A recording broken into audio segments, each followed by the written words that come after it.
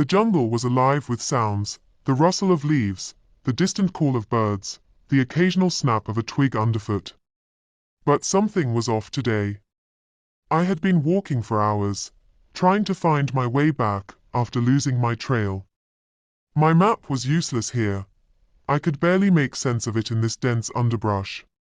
The sun had already begun to dip behind the tree line, casting long, creeping shadows that seemed to stretch out toward me. At first, I thought it was my imagination, but then I heard it again, a low growl. It was too deep to be from a typical jungle animal, and it was too close. My heart skipped. I stopped, holding my breath, trying to pinpoint the source. The air felt heavy, like it was waiting for something to happen. I turned slowly, scanning the darkness between the trees. My instincts kicked in, telling me to move fast. But I was frozen. My legs felt like lead, my mind racing through every possible worst-case scenario. I had no weapon, no means of defending myself. The growl came again, louder this time, closer, and unmistakably from behind me. I forced my legs to move, breaking into a sprint. My shoes slipped on the wet ground, and I nearly stumbled, but I didn't dare slow down. My breath came in ragged gasps as I pushed through thick brush, desperate to put distance between myself and whatever was out there. Then, I heard it, footsteps. Heavy, fast, following me. The sound was relentless, closer with every step. I risked a glance over my shoulder, and there it was, a wolf. Its eyes gleamed in the twilight, locked on me, and its teeth flashed white in the dim light. It was huge, bigger than any wolf I'd seen before, and it was gaining on me. I didn't have the luxury of thinking. I was just reacting. I sprinted harder, my legs burning, my mind filled with panic. The jungle seemed to close in around me, the thick trees offering no escape. I pushed harder through the undergrowth, but the wolf was relentless, its growls growing louder. I spotted a large tree ahead. Without thinking, I veered toward it, ducking under the thick branches. I climbed up as quickly as I could, my hands scraping against the rough bark. My chest was tight with fear as I reached a low branch and pulled myself higher. My heart pounded in my throat, every muscle screaming with exhaustion. I didn't dare look down, but I could hear the wolf below, pacing. It was waiting. For a while, there was nothing, just the sound of my shallow breathing and the rustling of leaves. Slowly, the darkness around me seemed to settle, and I realized the growling had stopped. I waited in the tree for what felt like an eternity, too terrified to move. Finally, I risked a glance down. The wolf was gone. I had no idea how or when it had left, but it was no longer there. My pulse was still racing, but the immediate danger had passed. I remained in the tree for hours, too afraid to descend. Eventually, exhaustion took over, and I slept fitfully, clutching the branches. When I woke up the next morning, the jungle was still and quiet. I cautiously climbed down, every nerve on edge. I couldn't hear anything except for the occasional bird call and the rustling of leaves in the wind. I didn't know what had happened to the wolf, but the danger had passed. I made my way back toward the trail, moving with careful steps. I didn't see the wolf again, but I kept my senses sharp, knowing that the jungle could be as dangerous as it was beautiful. And this time, I would not let my guard down. It was late. The kind of night where the air feels thicker than usual, and the woods around me seemed to press in closer with every step I took. I had been hiking for hours, lost in the trails and the quiet, until I realized I was probably further from the path than I should be. My phone had no signal, and the flashlight I'd brought was starting to flicker. I didn't panic at first. I told myself I was just a little off track, that I could find my way back. But when I noticed the woods were unnervingly silent, I started to feel that tinge of unease. There were no birds, no bugs, no wind rustling the leaves. It was as if the forest itself was holding its breath. Then I heard it, soft at first, like a twig snapping in the distance. I froze, holding my breath, straining to listen. There it was again, another snap, followed by the faintest rustle of leaves. It was too rhythmic, too deliberate to be the wind or some other animal. My pulse quickened. I slowly turned, shining my weak flashlight in the direction of the sound. Nothing. Just trees. But I could feel it, something watching me. My feet moved before my brain could catch up, the need to move, to run, rising in me. I turned and started walking faster, then broke into a jog, the light of my flashlight bouncing erratically in front of me. Another snap. Closer this time. I didn't stop running. I couldn't. My breath came in short, sharp gasps, and my heart pounded in my chest like it was going to burst. But the sound of the branches snapping was still there, now unmistakably close. A low growl vibrated through the air, a sound I had heard only in documentaries about wolves, and even then, never so close. I glanced over my shoulder. I saw it then. Eyes? Yellow eyes, glowing in the dark, low to the ground, moving fast. The creature was on all fours, a shape just barely visible through the trees, but its presence was undeniable. The low growl turned into a snarl, sharp and hungry, as the thing surged forward. I didn't look back again. I ran, full speed now, my legs burning with effort, but the sound of paws hitting the earth behind me grew louder. Closer. It was a wolf. A massive one. Larger than any I'd ever seen. Its fur was thick and dark, blending with the shadows, but its eyes, those eyes, were the only thing that stood out in the dark. Every muscle in my body screamed for me to run faster, but it was already too close. I could feel the ground tremble beneath me as it sprinted, as if the earth itself was giving way to the weight of this predator. Then, as if in a blur, I slammed into something hard, another tree, I realized, and I stumbled backward, barely catching myself. For a second, I just stood there breathless, staring into the darkness ahead, waiting for the impact. But nothing came. No snap of teeth. No claws. I didn't dare move.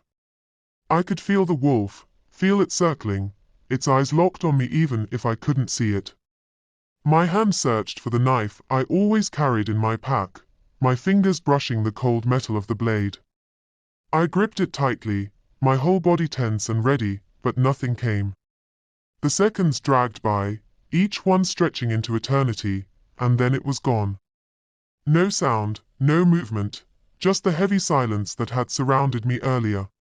The wolf had retreated. I didn't understand it at first. Why had it stopped chasing me? Was it waiting for me to make a mistake, to show weakness? I didn't know, but all I knew was that the danger was not gone. I took slow, careful steps, backing away, trying to put distance between myself and the area I was sure the wolf still stalked. I could hear my own breath, the pounding of my heart, as if they were the only things alive in the forest. But the night grew quiet again, and slowly, cautiously, I made my way back. I didn't turn around. I didn't risk it. The hours felt like days as I finally found the trail again. By the time I saw the first signs of civilization, the dim lights in the distance, the sense of relief hit me like a wave. When I finally reached the parking lot, I didn't stop to look back. The forest felt far away now, but I could still hear the wolf's growl echoing in my head. And even though I was safe, I knew one thing for sure: some parts of the wild never really let go. They linger in the shadows, waiting for the right moment to strike again. The hunt. I had been tracking the wolf for hours. The sun was setting behind the thick canopy of trees, casting long shadows that twisted in strange, unsettling shapes. My heart was pounding in my chest, but I had no choice. I had to find it before it found me. I was deep in the jungle, too far from civilization to turn back, and too far from my team to call for help. The dense undergrowth made every step a struggle, and the air was thick with humidity, pressing against my skin like a wet blanket. Sweat stung my eyes, and every crack of a twig or rustle of leaves made my head snap toward it. It wasn't just any wolf. It was something different, bigger, faster, more intelligent. A creature unlike any I'd ever seen. The locals had warned me about it, but I didn't believe in their superstitions. They called it the shadow wolf, a ghost of the jungle. Now, I wasn't so sure. I paused, my breath shallow, listening. There was no sound, just the faint hum of the jungle. But I could feel it. The air was heavy, like something was watching me. I tightened my grip on the rifle, fingers trembling slightly. I hadn't seen it yet, but I knew it was close. I'd heard it earlier, low growls, just out of sight, followed by the rustling of leaves. Every now and then, a pair of glowing eyes would flash from the darkness, but they disappeared as quickly as they appeared. I moved cautiously, my boots barely making a sound against the wet earth. The jungle was dense, but I knew it well enough. A slight breeze shifted, and I could smell it, a sharp, musky scent, like wet fur and decay. The wolf was near. I crouched low, holding my breath. A branch snapped to my left, and before I could react, a massive shape lunged from the shadows. The wolf was on me in an instant, its teeth flashing in the dim light. It was bigger than I expected, with fur that looked almost black in the fading light, and eyes that burned with an unnatural intelligence. I barely managed to dodge its first strike, rolling to the side just as its claws swiped through the air where my chest had been moments before. My heart was hammering in my throat, and I'd been hiking for hours, the trail a thin strip of dirt winding through the dense woods. I was alone, not by choice, but because I had thought I could handle a solo trip. It was meant to be a peaceful escape from the noise of life. But as the sun began to dip, the trees around me seemed to grow thicker, darker. I could feel it in my gut. The quiet had become oppressive, like the woods were closing in on me. I stopped to rest, trying to catch my breath and drink some water. That's when I heard it, the snap of a twig. Not from behind me, but from ahead. I froze, the water bottle still pressed to my lips, my heart pounding in my chest. I didn't move. No animals that I knew of were active this late, at least not in this area. The air felt thick with tension. I told myself it was just a deer, maybe a raccoon, nothing to be alarmed about. I wiped the sweat off my brow and stood up. But then there was another sound, a low growl, like it was coming from just beyond the trees. I took a step back, my heart racing faster. The growl came again, louder this time, and I could feel the hairs on the back of my neck rise. I should have turned around. I should have headed back to the car, but something, maybe stupidity, maybe curiosity, kept me frozen in place. I glanced around the woods, straining my ears. That's when I saw it. Two glowing eyes peering at me from the darkness, barely visible through the underbrush. Then another set, and another. I was surrounded, the growls intensified. I could hear them moving, circling, their presence felt more than seen. I knew then that I wasn't dealing with any regular animal. These sounds were different. More deliberate, more menacing. My breath was shallow now, every instinct telling me to run, but my legs felt like stone. Then one of the wolves stepped out from the shadows. Its fur was dark, almost black, and its teeth gleamed white against the growing night. It didn't charge, didn't move fast, but it was sizing me up. Its eyes locked onto mine, and for a moment, I felt like prey. The rest of the pack emerged slowly, creeping from the trees and surrounding me. I didn't dare make a sound. The tension was unbearable. I knew what I had to do, but everything inside me screamed to stay still, to do nothing, to not provoke them. I thought about my chances. Could I outrun them? No. Could I fight them off? Absolutely not. I had nothing but a small pocket knife in my backpack, but that wasn't going to stop a pack of wolves. In that moment, I didn't know what to do. But I remembered what I had read about wild animals, show no fear, make yourself appear bigger, and back away slowly. So, I did just that.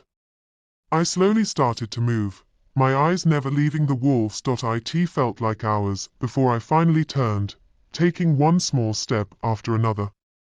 I could hear them, feel their eyes on my back. But I didn't run. I couldn't. That would only make me a target. I kept moving, trying to stay calm, trying to show no weakness. I didn't look behind me, but I could hear their heavy footsteps in the underbrush, just out of sight. The growls grew fainter as I moved farther away, until, after what felt like an eternity, the woods fell quiet again. By the time I reached the clearing, the sun had long set, and I could barely see. My legs were shaking, my mind numb from fear, but I kept walking. And finally, I saw it, the trailhead.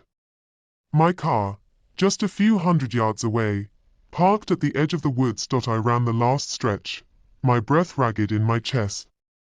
When I reached the car, I fumbled for the keys, finally unlocking the door and throwing myself inside. I slammed the door shut and locked it, pressing my back against the seat, trying to calm my racing heart. I didn't move for a long time. I didn't even want to look out the window, fearing I might see those glowing eyes again. But eventually, I did.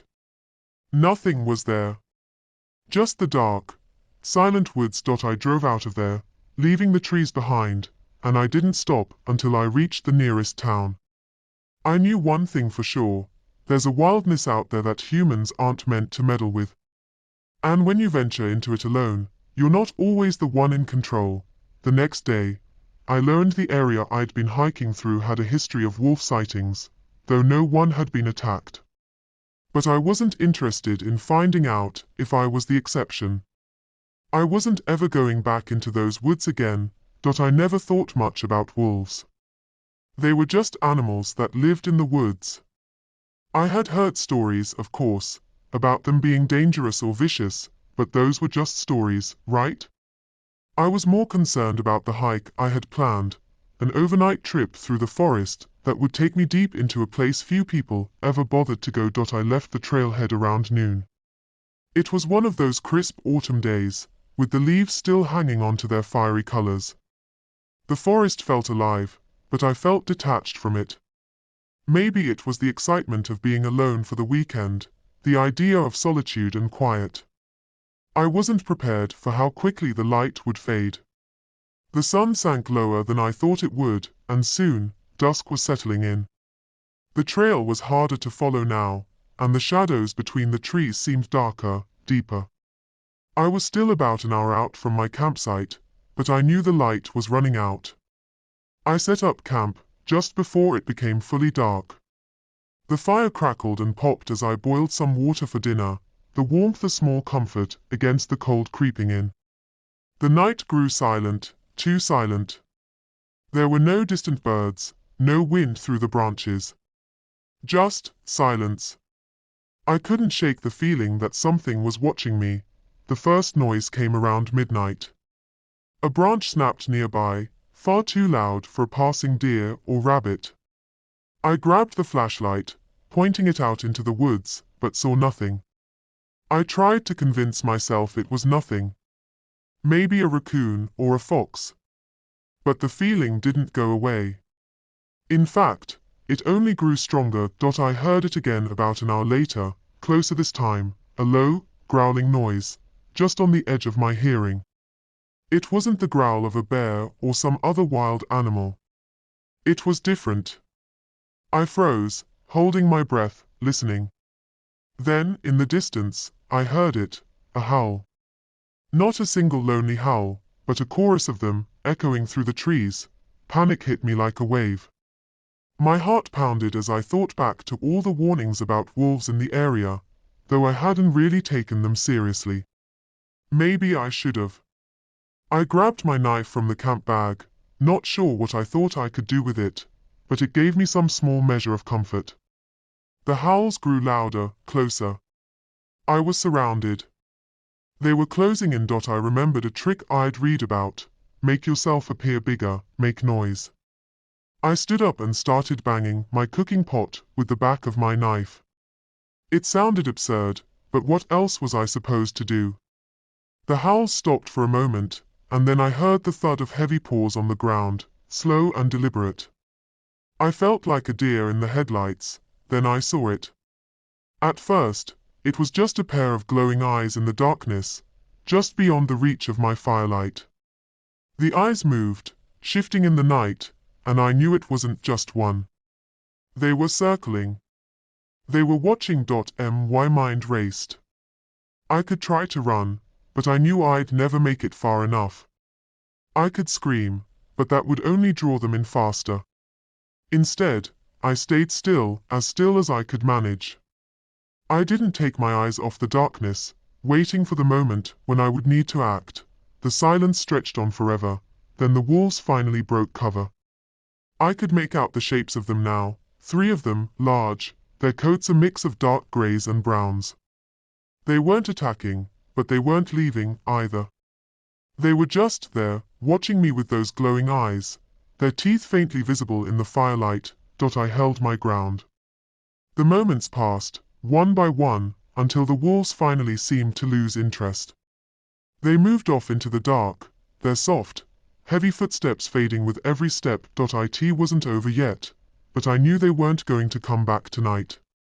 I sat there for what felt like hours, the fire crackling and popping, the air thick with the scent of pine and fear.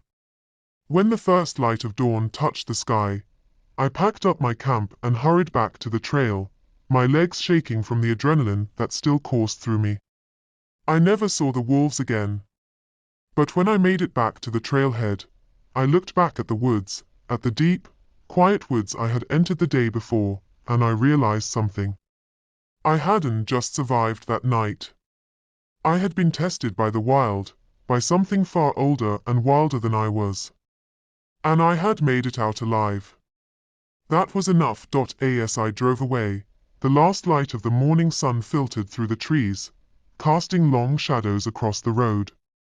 I thought to myself that maybe, just maybe, there were places in the world where humans weren't meant to be, and that night, I had learned to respect that. It was late, later than I should have been out. I knew that much. The woods behind the house weren't dangerous in daylight, but at night, the shadows seemed to stretch forever, and every rustling leaf sounded like something bigger moving around. I'd been out there for hours, hiking through the familiar trails, hoping to clear my head after a stressful week. But now, the sun had set, and the woods were dark, the trees more like towering, dark figures. I started to head back, but I couldn't shake the feeling that something was wrong. At first, I thought it was just the quiet, the kind of stillness that comes right before nightfall, when the world goes from a hum to an eerie silence. But then, I heard it. A twig snapping, sharp and quick, off to my left. My heart skipped. It was loud enough to be a person, but I knew no one else was out here. I slowed my pace, trying to listen for more sounds, but there was none. I was out on a hike, alone, far from the nearest town. The weather had turned colder than I expected, and the sky, once a clear blue, was now overcast and gray. I was in the woods, not too far from the trail, when I heard something rustling behind me. I spun around, but nothing. Just the wind pushing the branches around. I shrugged it off, told myself it was nothing, and kept walking. The deeper I went, the quieter it got. No birds, no rustling leaves, just the crunch of my boots on the dry ground. Then, I heard it again. A snap, like a twig breaking. Not far, maybe 30 yards behind me. My heart started to race. I turned around, scanning the trees, but saw nothing. The hairs on the back of my neck stood up.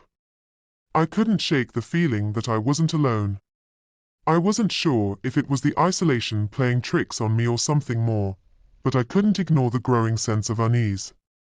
The trail twisted around a sharp bend, and I hesitated before moving forward. I knew I should head back to the main trail, but the thought of retracing my steps made me feel vulnerable. The only thing that kept me going was the thought of reaching the next clearing. I pushed forward, faster now, almost breaking into a jog. That's when I heard it, a low growl, sharp and deep, coming from somewhere behind me. I froze. The growl wasn't far. I slowly turned, just enough to catch movement. Dark fur flashed between the trees. The shape was too big to be any normal dog. My heart dropped into my stomach. My first thought was bear, but the eyes. They were too yellow. Too focused. A wolf. A big one, not the kind you'd see in books or pictures. This one was massive, its body built like a mountain lion, its teeth white and sharp in the fading light. I could feel the weight of its stare even from a distance. I took a slow step back, then another, then turned to run. The ground beneath my feet was uneven, my shoes slipping over rocks and roots, but I kept running, my breath ragged in my throat. Every time I thought I'd outrun it, I heard its paws, heavy and fast, on the ground behind me. Closer. Closer. My legs were burning, and my chest was tight. I had to get back to the main trail, to somewhere, anywhere with more people. But the path seemed to stretch on forever. I glanced over my shoulder, and that's when I saw it. The wolf was right there, too close now. I could hear its breath, feel the ground shake with every step it took. Desperation surged through me. I couldn't outrun it, not with how fast it was moving. Then, I remembered the small creek up ahead. If I could make it there, I could lose it. Wolves didn't like water, and that might be my only chance. I pushed harder, my body screaming, but I kept my eyes on the bend ahead. The creek wasn't far. My legs were heavy, my vision blurring from fear and exhaustion, but when I hit the bank of the creek, I jumped without thinking. I splashed through the water, my boots sinking in the mud, but I kept moving, my heart hammering. I could hear the wolf hesitate behind me, growling low, but it didn't follow. I didn't stop running until I reached the main trail, my lungs burning. I didn't look back. I just kept moving, toward the safety of people and light. When I finally made it back to the parking lot, I collapsed on the ground, gasping for air, my hands shaking.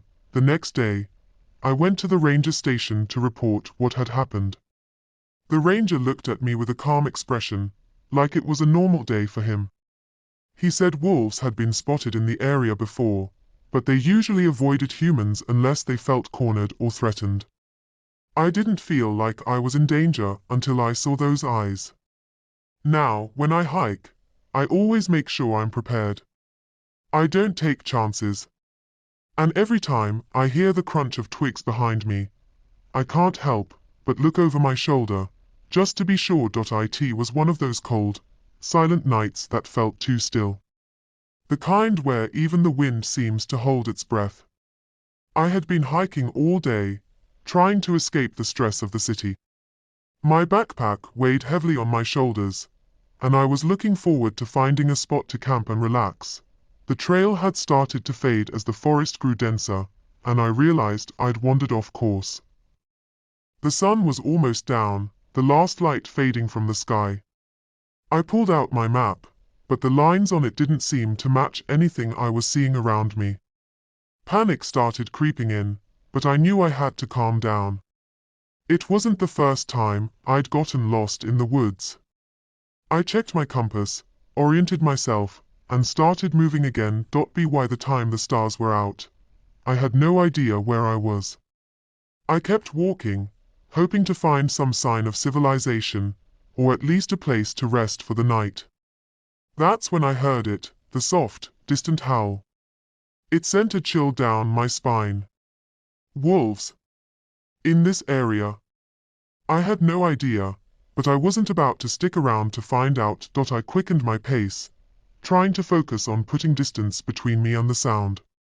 But then there was another howl, closer this time. I froze, my heart racing. The hairs on the back of my neck stood up. I wasn't alone. The howls weren't random, they were deliberate. A pack. I checked my flashlight. It flickered. The battery was dying. Perfect. I couldn't see much, but I could feel something watching me. I looked over my shoulder, but there was nothing. Just darkness. I kept moving, now practically jogging, but the howls weren't getting any farther away. They were circling. I could hear the rustle of leaves and twigs snapping underfoot, not just from the direction of the howls, but from behind me too. My chest tightened.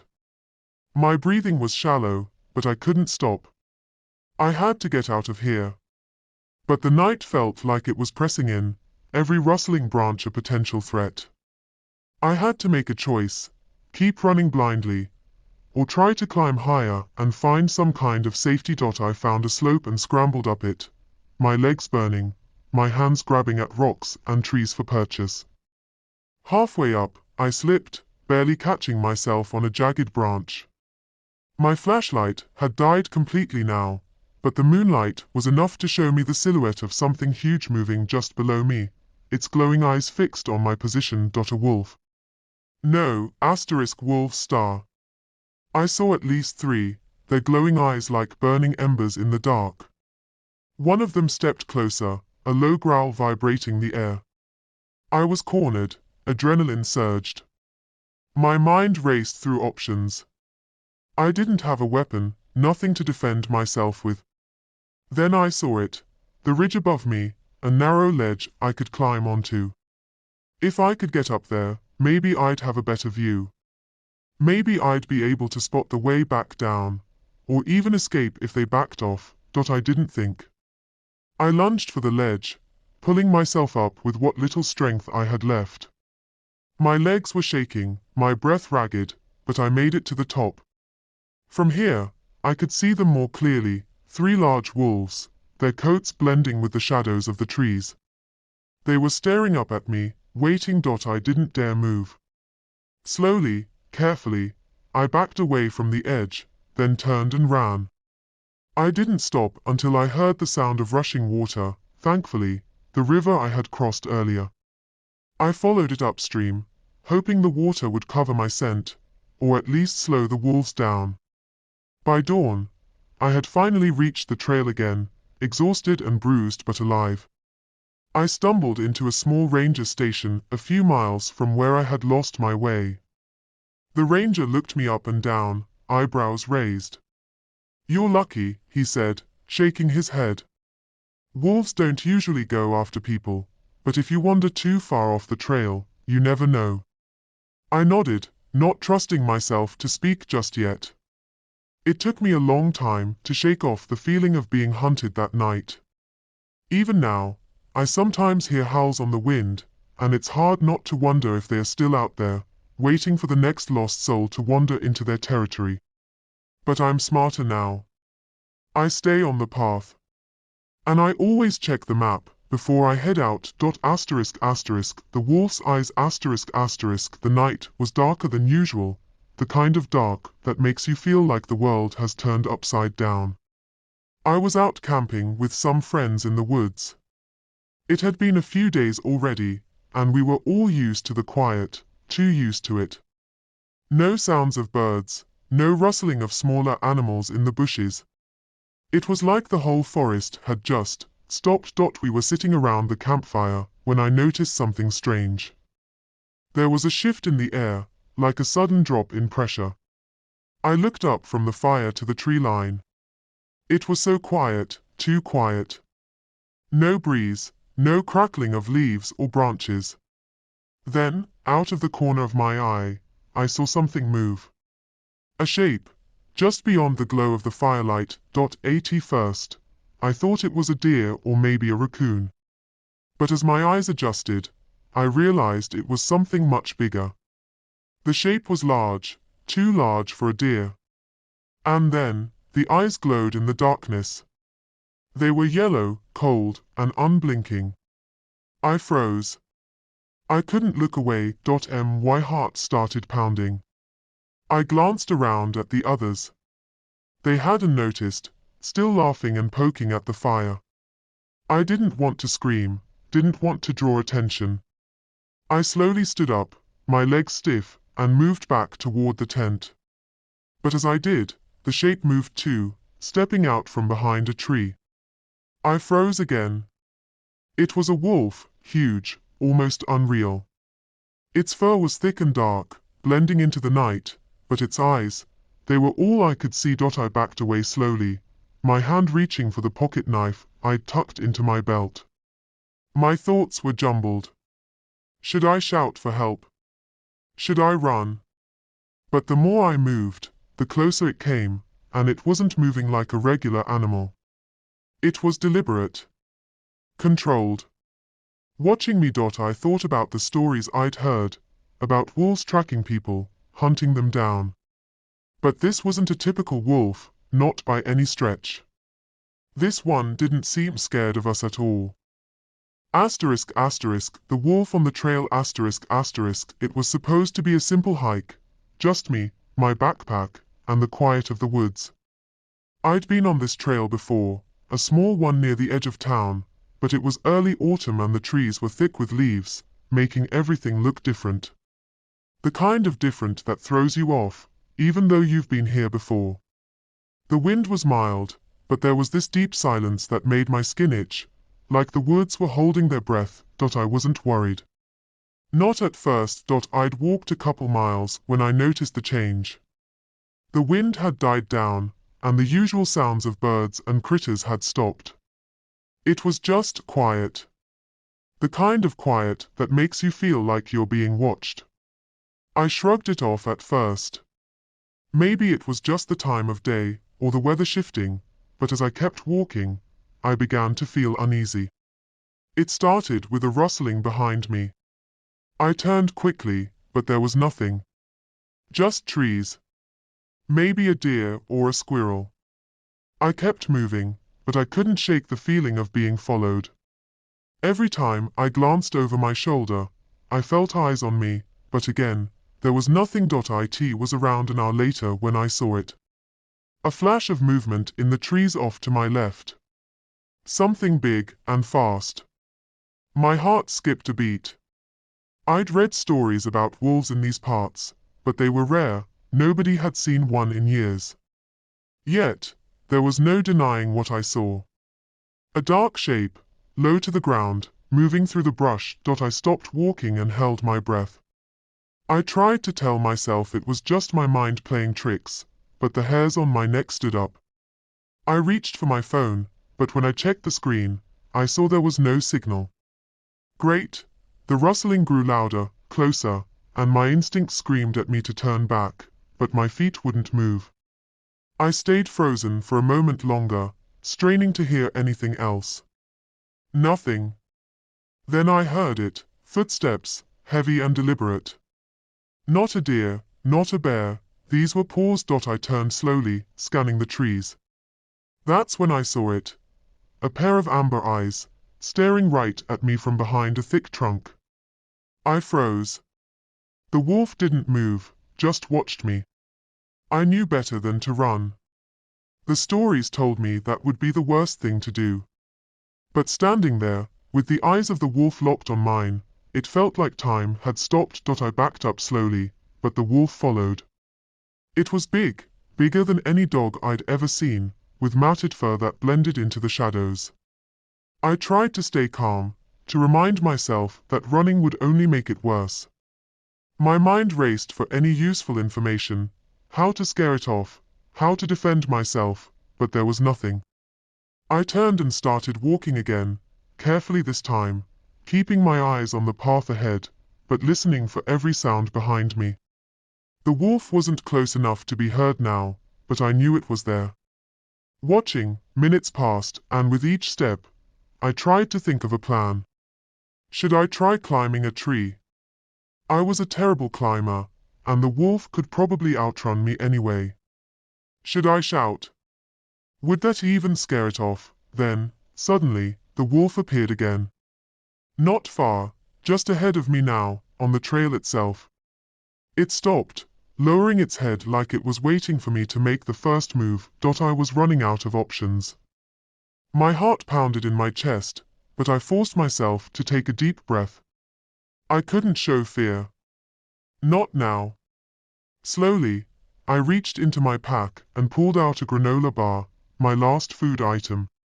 I didn't know why, but I broke it in half and held it out in front of me, my hand shaking. For a long moment, the wolf just stared. Then, almost cautiously, it stepped closer. My pulse raced. Was it going to attack? But then, just as suddenly as it had appeared, the wolf sniffed the air, turned, and trotted off into the trees.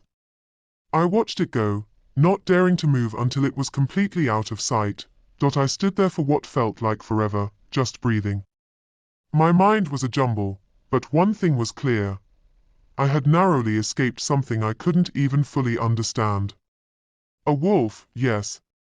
But what had it wanted? Why had it not attacked? When I finally turned to head back down the trail, I didn't feel the same fear. I was still cautious, but the adrenaline had worn off. I knew I'd be thinking about it for days, weeks, maybe. It felt surreal, but in the end, I made it back to my car, safe, and that was enough. The night was colder than usual, and the wind cut through the trees like a blade. I had been hiking through the woods all day, trying to get back to the cabin before dark, but I'd lost my way.